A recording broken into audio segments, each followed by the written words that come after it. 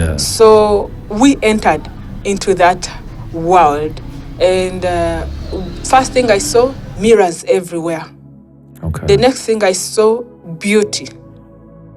Then as we moved further, I saw a throne, and on that throne is where Mommy Water sits. Mommy Water, I explained to you, Mommy Water is half a snake and half human. But the beauty is a kind of beauty that can put a person in a trance. Oh, wow. Very beautiful. But the snake bit of it, the tail, it like, for me, I was not comfortable with it. But now from the waist upward, the beauty and the way she was adorned with gold and red, because she has a red tail. So everything she put from waist upward was a mixture of gold and red. Today, we discuss a topic that weighs heavily on society, the collapse of morals. A subject that needs urgent reflection and, more importantly, action. Let's delve into how the evolution of fashion and the pervasive influence of social media have contributed to the moral decay we witness today. Section 1. The shift in fashion trends. Fashion, once a form of art and self-expression, has transformed into something that prioritizes over-sexualization. Ladies, especially, have adopted styles characterized by tight trousers, short dresses, and revealing outfits. What's driving this? Many believe there's a spiritual element at play, a subtle yet powerful influence from what is often referred to as the Marine Kingdom.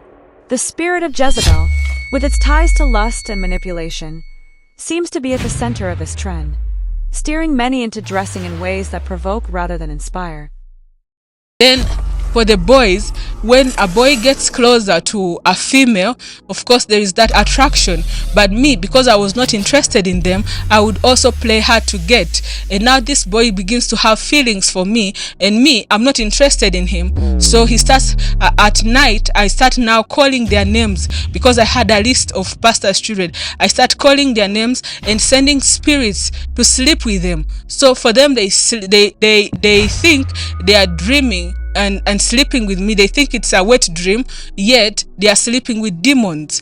And now when they sleep with demons, the demons enter them and they get possessed, and then they start now lasting after the girls. Section 2. Social media's role. Social media has amplified this issue. Platforms like Instagram, TikTok, and others reward over-sexualized content with likes, shares, and followers. This, in turn, creates a toxic cycle where young women feel validated and even pressured to continue down this path. Men, on the other hand, are not left unaffected. Many have become enablers, showering these women with attention and even financial rewards. It's no surprise that OnlyFans, a platform predominantly fueled by sexual content, has gained such prominence. I think your daughter being violated 100 times by strangers is abusive.